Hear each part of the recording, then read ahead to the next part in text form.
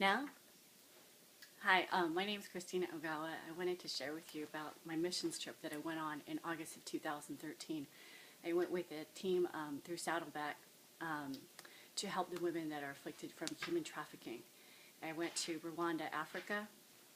Sometimes God gives you just things that you don't even expect. So I wanted to share with you what had happened on my trip, and it was just a really amazing moment in my life. And it turns out that we had partnered up with another church to go out into the community and just share with some of the people out in the community and the town about just our faith. So I was like, okay, this is something new. So we ended up dividing our team into groups of 3. And I went out with a translator and another gal. And we were walking around in the neighborhood. And it was just dirt floors. And it was just something totally unexpected, because we walked into sort of like a convenience store type little liquor store thing, and it was the size of a closet, literally.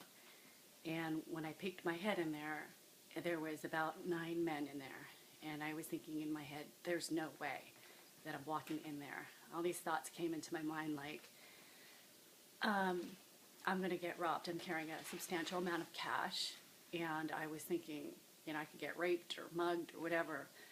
And the translator was talking to the men, and she was like, oh, come on in, Chris. They want to say hi, and they want to know what you have to say. And I was like, I'm not stepping in there.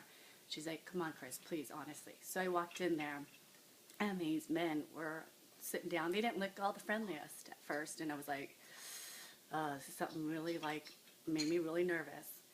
And so they started to ask questions like, why are you here? And I was starting to share about just, what Jesus is to me. And they said that they had, through that translator, they said they had people come by and share with them about their God and what's the difference between Christianity and, say, Mormons or Jehovah's Witnesses.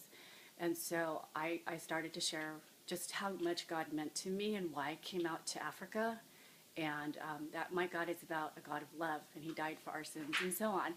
And just when I was talking through the translator, I could see that every eye was on me. I could see that every person was just really in tune with what I was saying, even though there was that barrier of a language barrier. And it was just amazing. And I could slowly see that these men were just so in tune with just what we had to share. And they said, well, what if we cannot follow, the 10 Commandments, or what if we mess up? And I was trying to reassure them. I was like, God is not like that. And at the end of our conversation, which had lasted about 30 minutes, we asked them if they wanted to receive Christ. And it was just the most amazing thing. But they said yes. And with every head bowed, we all joined hands, and they humbly accepted Christ, every single one of them. And at the end of it, we were all like, we had tears in our eyes, and these men were so beautiful. They were just, it was a really beautiful moment. To me, what I've seen is I've just seen just the amount of faith that they had, and just how much they were yearning to receive Christ. And I'll never forget that moment.